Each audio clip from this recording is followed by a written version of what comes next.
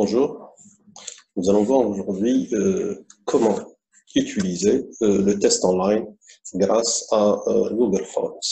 Donc l'idée c'est quoi? C'est d'y aller vers Google Forms.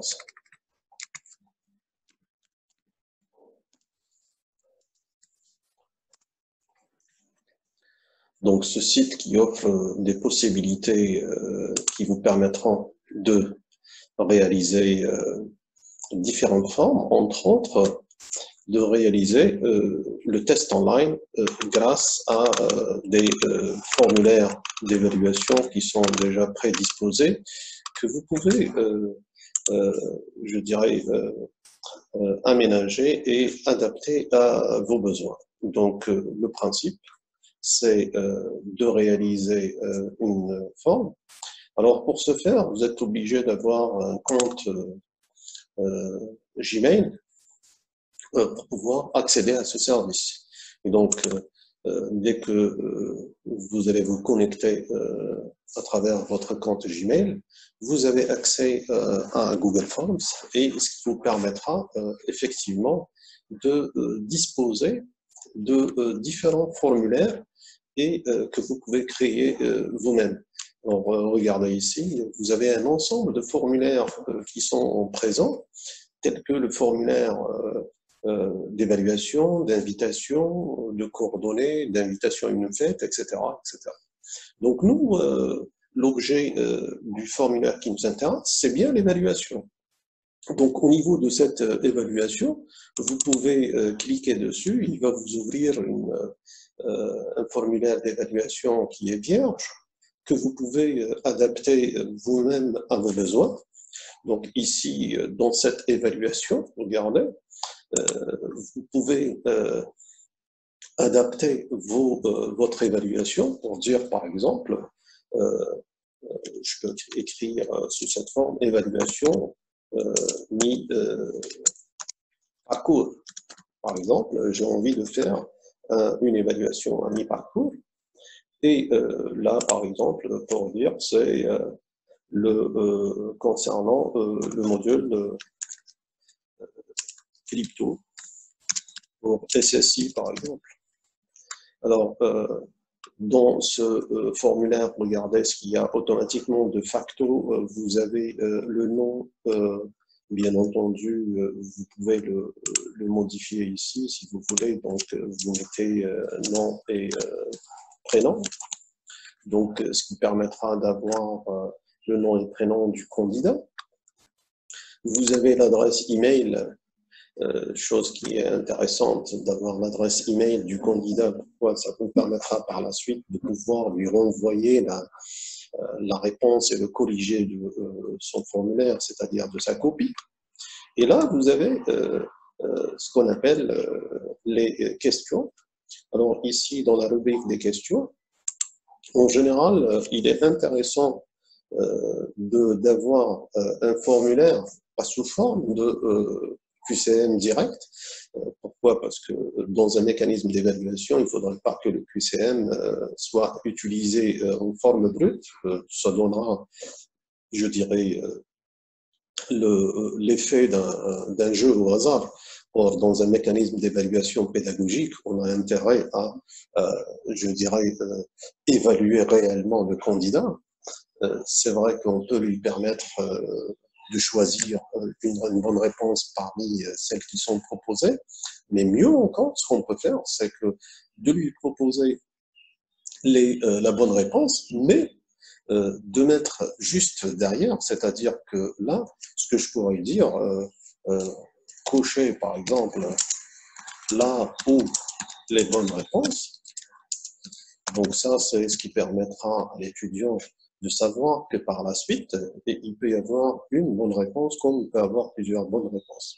Donc ici, dans la première question ici, il suffit de cliquer ici et ça vous permettra de saisir le texte de votre question.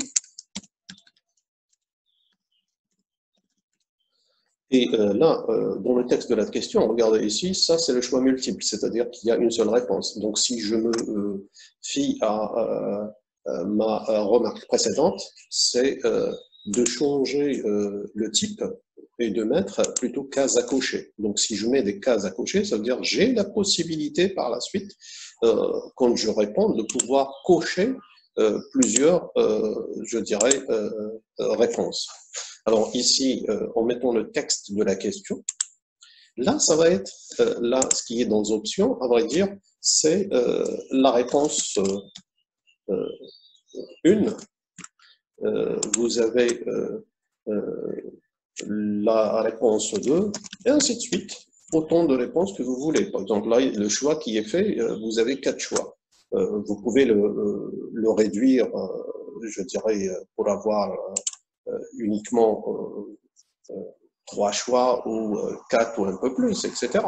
Donc ici, ça vous permettra de pouvoir éventuellement rajouter des réponses, si vous voulez, ou bien carrément d'éliminer. Ça, je mets uniquement 3. Donc, si vous en avez besoin d'une autre, il suffit juste de cliquer ici sur « Ajouter ». Ça vous permettra de rajouter une autre proposition de réponse. Donc, une fois que c'est fait, l'idée, c'est quoi? C'est de cliquer sur le « Corriger ». Donc, si la bonne réponse, par exemple, elle était la 3e option. Donc, il suffit de cliquer ici. Donc, dans le système de formulaire, ça permettra de saisir cette bonne réponse comme étant celle qui est correcte. Ce qui permettra par la suite à ce système de donner une note automatiquement à l'étudiant qui a coché la bonne réponse. Et là, vous avez le point de pondérer votre réponse pour dire ici, de facto, c'est 1 point. Vous pouvez dire, par exemple, cette question, elle vaut 2 points, 3 points, etc. Tout dépend de l'importance de la question. Donc, je peux garder ça par défaut, c'est de dire c'est 1 point. Et automatiquement, je termine, donc ce qui me permet de valider. Et là, vous regardez qu'effectivement, quand vous êtes en train de concevoir votre formulaire, la bonne réponse, la voici. Elle est indiquée par ce signe. Alors, j'avais dit que pour ne pas avoir un système qui va ressembler beaucoup plus à un jeu au hasard, mais plutôt à un processus d'évaluation réelle, c'est que l'étudiant, quand il a coché la bonne réponse, il faudrait qu'il soit sûr de cette bonne réponse. Mieux encore, il faudrait qu'il justifie le choix de cette bonne réponse. Donc l'idée qu'on peut mettre, je dirais, à côté de cela, ça, regardez ce que je peux faire. Je peux rajouter une autre section. Donc ici, ce que je mettrai justificatif. Donc derrière, donc dans le justificatif, là, vous avez la possibilité, si le justificatif consiste juste à une réponse très courte, vous pouvez mettre réponse courte. Et donc là, ça veut dire que l'étudiant, il aura à remplir cette case, et là, c'est le nombre de caractères, il est très limité. Si par contre, le justificatif nécessite plus, je dirais, de texte, il suffit de mettre le paragraphe. Et donc là, automatiquement, dans le paragraphe, il a la possibilité de réaliser, je dirais, toute la réponse en fonction des éléments dont le justificatif en a besoin. Alors, là aussi, dans le justificatif, là, vous pouvez donner le nombre de points qui est lié au justificatif. Parfois, le justificatif nécessite tout un processus de mise en œuvre pour arriver au bon résultat. Et donc, vous avez toujours la possibilité de pondérer ça pour dire c'est 1 point, 2 points ou 3 points. Peu importe, c'est en fonction de ce que l'enseignant juge utile, quelle est la valeur de ce justificatif. Et donc là, au niveau du justificatif, ça vous permettra automatiquement, en tant qu'enseignant, d'avoir votre, je dirais, réponse correcte et qui pourrait être, je dirais, fournie par la suite. Pourquoi? Parce que les réponses ici, elles sont variables d'un étudiant à une autre. Il n'y a pas une réponse type. Donc, c'est pour ça que il n'y a pas de réponse type à mettre. C'est par la suite, l'enseignant pourra toujours ajuster sa réponse en rajoutant des commentaires ici à la réponse. Et avec ce procédé-là, donc regardez aussi concernant vos questions, automatiquement vous avez au niveau des questions, ici vous avez cet astérisque en rouge. Ça, ce qui voudra dire automatiquement que, quand vous regardez ici, il y a un point rouge qui veut dire obligatoire, ce qui veut dire que ça, c'est une réponse obligatoire qui doit être donnée par l'étudiant pour passer à l'étape suivante. Et c'est aussi valable pour le justificatif qui est donné. Et donc, au fur et à mesure, vous pouvez créer, par exemple, d'avoir une question et d'avoir le justificatif derrière. La deuxième question, vous pouvez faire autant avec le justificatif derrière, etc. Et donc ça vous permettra de réaliser votre test et votre évaluation.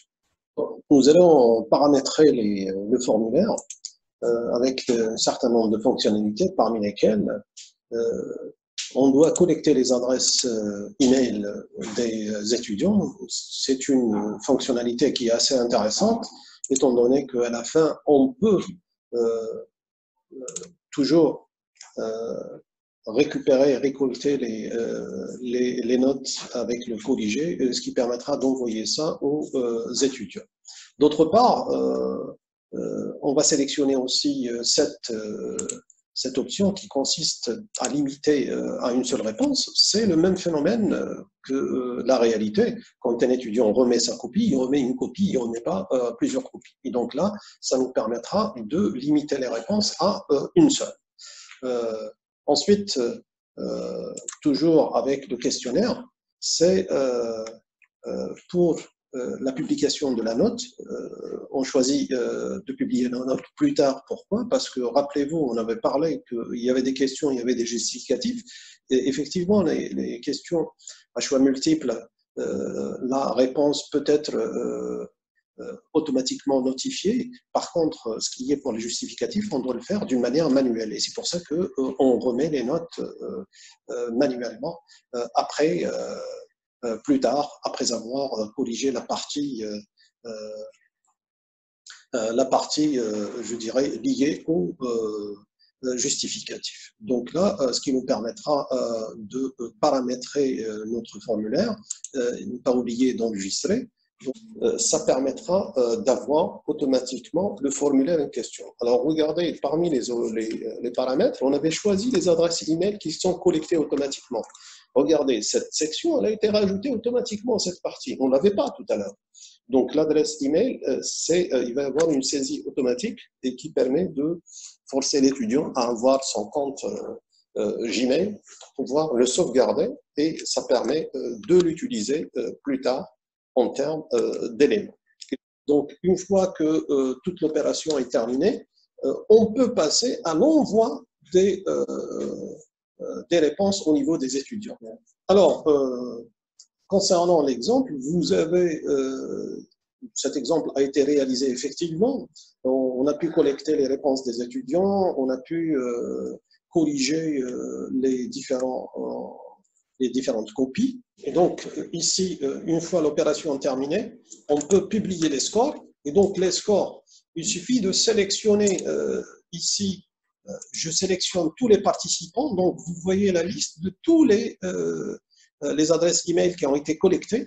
Automatiquement, il suffit de cliquer sur envoyer les emails et publier les scores. Ça permettra à chaque étudiant de recevoir sa copie électronique colligée avec la note et les scores qui sont réalisés. Donc, il suffit de cliquer dessus, ça vous permettra d'envoyer vos résultats vers les étudiants. Donc ça, c'est ce qui me permet d'avoir un test online. Alors, pour le voir, j'ai déjà fait l'expérience avec des étudiants et vous pouvez voir le résultat de l'opération. C'est une opération qui est, je dirais, bénéfique à plus d'un titre. Donc, quand vous faites l'expérience, c'est les étudiants qui vont remplir les formulaires et donner les réponses. Premièrement, on risque pas d'avoir, par exemple, des cas comme ce qui existe dans la réalité, c'est-à-dire des copies avec des ratures. Là, tu as des formulaires électroniques, on écarte de facto cette alternative, c'est-à-dire qu'il n'y a pas un étudiant qui va automatiquement, je dirais, remplir des feuilles avec des ratures. Et de l'autre côté, on a des copies avec, je dirais, des écritures qui sont parfois illisibles. Donc là aussi, on n'a pas cette éventualité.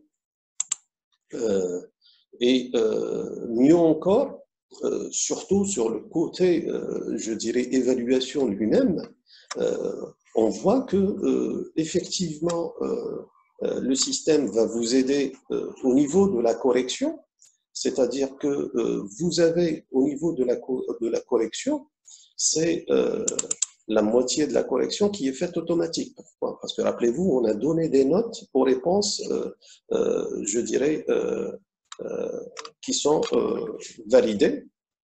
Et automatiquement, sur cet aspect-là, le système va évaluer les réponses, les bonnes réponses concernant les différentes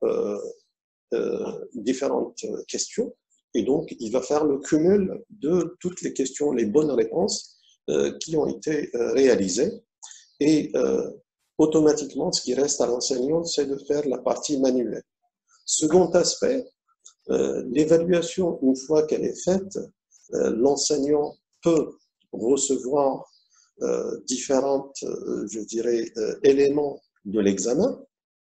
Donc, voici un examen qui a été fait. Regardez ici, avec 14 participants. Quand vous cliquez dessus, c'est que vous avez une synthèse de l'ensemble de l'examen qui a été réalisé. Première des choses, chose qui est importante dans la pédagogie, c'est de faire des statistiques sur l'évolution de l'examen. Et donc ici, regardez au niveau de l'examen, ça vous donne les statistiques des examens pour dire quelle est la moyenne des notes, puisqu'on vous donne, voici la moyenne qui est donnée. Il vous donne quelle est la médiane, le milieu de la moyenne, et vous avez la plage des points qui ont été obtenus. Donc ici, il y avait une copie qui était vide, donc c'est ce qui explique ce 0 ici. Et le reste est réparti entre la valeur 3. Donc vous voyez ici qu'il y a une copie qui a eu 3. Là, vous avez une copie qui a eu 6, une copie qui a eu 10, plusieurs copies, donc 3 copies qui ont eu 11, et ainsi de suite. Vous avez toutes les statistiques concernant les différentes copies. Donc, de la même manière, vous pouvez avoir les statistiques sur les questions elles-mêmes. Et vous avez aussi les statistiques, c'est-à-dire beaucoup plus ce qu'on appelle la copie électronique de l'étudiant. Et ça, c'est quelque chose qui est assez intéressant pour avoir une idée sur les différentes réponses. Regardez là, une statistique question générant fréquemment des erreurs. Et donc là, il va vous donner les différentes questions qui ont généré beaucoup d'erreurs. Et là, vous avez vraiment les statistiques en disant 5 sur 12 qui n'ont pas pu justifier cette question de la même manière pour celle-là et celle-ci, ce qui vous permettra d'avoir une vue panoramique sur l'examen, le déroulement de l'examen, les réponses. Et donc, cette expérience-là, elle est intéressante à plus d'un titre. Ça nous permettra de faire de l'évaluation online. Ça nous permettra même de la concrétiser au niveau du campus universitaire. Ça nous évitera énormément l'usage du papier. Et donc là, l'université pourra quand même éviter l'usage de papier avec le nombre croissant, ça nous permettra d'avoir quand même une économie assez intéressante concernant l'usage du papier. Ça nous permettra d'avoir des copies saines, comme je l'ai dit tout à l'heure. Il n'y a pas de question auquel l'enseignant n'a pas corrigé parce qu'il n'a pas compris l'écriture de l'étudiant. Tu n'as pas des copies qui sont raturées, etc. Donc, tous ces éléments sont élagués. Et de l'autre côté, ça nous permettra de mettre en œuvre ce système numérique au niveau du campus et d'avoir au niveau du campus des salles, ce que je pourrais appeler des salles qui peuvent être converties en salles d'examen, c'est-à-dire des salles DTP, pour peu que ces salles soient équipées de, je dirais, de connexion Internet. L'enseignant peut concevoir ces formulaires, c'est-à-dire ces tests online, et il peut les subir au niveau, les étudiants peuvent subir ces notes. Alors, un dernier point concernant ces examens. Quand l'examen il est lancé, l'idée c'est quoi? C'est juste, je dirais, d'envoyer le lien de l'examen, donc de l'envoyer aux étudiants. Il suffit de cliquer sur le bouton envoyer, là sur l'icône qui suit l'enveloppe, celle de l'email, et il suffit de cliquer dessus. Vous allez voir apparaître le lien du formulaire. Il suffit de copier ce lien, donc en cliquant sur le bouton copier, votre lien est copié, ce qui vous permettra par la suite de pouvoir l'envoyer vers vos étudiants et automatiquement, ils pourront avoir accès à votre formulaire et automatiquement, vous pouvez déterminer l'heure exacte où commence votre examen. Là, il suffit de passer au niveau des réponses. Et comme vous voyez ici, les réponses ne sont plus acceptées. Par contre, si vous voulez commencer votre examen, il suffit de le remettre à l'autre position. Vous regardez ici que les réponses sont acceptées. Et donc là, vous le laissez tout le long de la durée de l'examen. Une fois que l'examen est terminé, automatiquement, il faut venir ici au niveau réponse et il suffit de le faire basculer sur l'autre position. Automatiquement, c'est l'arrêt de votre examen. Donc, ce qui nous permet d'avoir l'ensemble de nos paramètres. Ainsi, nous pouvons mettre des évaluations online qui permettent effectivement d'évaluer l'acquisition des connaissances des étudiants pour savoir est-ce que les étudiants ont compris, ils n'ont pas compris, car je dirais l'acte pédagogique qui consiste à dispenser des connaissances ne peut pas avancer sans savoir que ces connaissances ont été bel et bien acquises pour pouvoir progresser, car on ne peut pas progresser si on ne met pas en place un système d'évaluation, car tout système d'évaluation permet de corriger, je dirais, le processus en cours pour voir qu'est-ce qu'il y a comme changement à faire, qu'est-ce qu'il y a comme méthode à changer, qu'est-ce qu'il y a comme élément peut-être à donner, à réexpliquer, etc. D'où l'intérêt de mettre en place un système d'évaluation concernant l'acte pédagogique, car l'acte pédagogique a fortement besoin de réaliser des mécanismes d'évaluation qui peuvent apporter beaucoup je dirais, de connaissances. On a vu à travers ce formulaire qu'il y a un ensemble de statistiques d'un intérêt majeur pour l'enseignant, aussi bien pour l'enseignant et des étudiants, pour savoir quel est l'impact de ce mécanisme d'évaluation et quelles sont les réponses des étudiants. Est-ce qu'ils ont compris ou n'ont pas compris les cours? Quelles sont les questions qui ont été perçues difficilement par les étudiants auxquels ils n'ont pas pu répondre, etc. Et on pourrait savoir tous les aspects liés au mécanisme d'examination. Ainsi se termine cette présentation. À la prochaine, Inch'Allah.